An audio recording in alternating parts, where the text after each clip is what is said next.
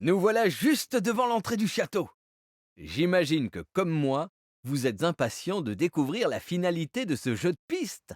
Mais prenons le temps d'admirer ces beaux remparts. D'ici, la fonction défensive du château fort saute clairement aux yeux. Grâce à ses hauts murs et ses larges fossés, la résidence royale était en sécurité. Regardez la tour du village qui se dresse devant vous. Vous vous souvenez? Je vous ai expliqué que les tours de l'enceinte ont été arasées. Eh bien, celle-ci n'a pas subi le même sort. Elle vous donne une idée de la hauteur des tours d'origine. À présent, revenons à notre fameux parchemin. Pour quelle raison nous a-t-il guidés jusqu'ici? Et que désigne ce symbole à moitié effacé? Bon, une chose est sûre, c'est qu'il y a un lien avec le château. Mais lequel? Pour le découvrir, prenons connaissance de l'énigme finale. L'énigme de toutes les énigmes. Au cœur du temps, les aiguilles vous indiqueront le symbole des armes de France lorsqu'elles afficheront 6h30. Au cœur du temps, aiguille à 6h30, armes de France. Mais oui, bien sûr!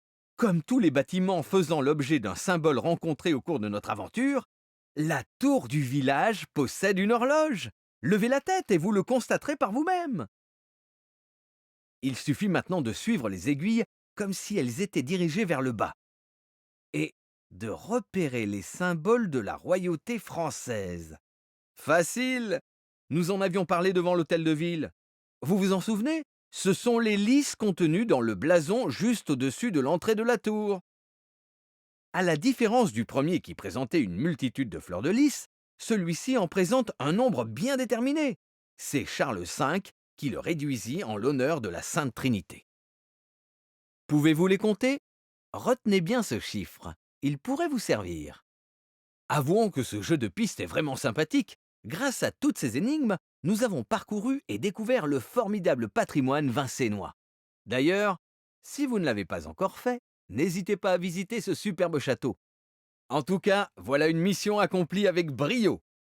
Pour vous récompenser, rendez-vous sur l'un des sites internet qui s'affichent sur votre écran. Là, si vous tapez le nombre de fleurs de lys correspondant à notre découverte finale, vous pourrez télécharger une petite bande dessinée sur l'histoire de Vincennes, réalisée par mes soins. Au revoir et peut-être à bientôt!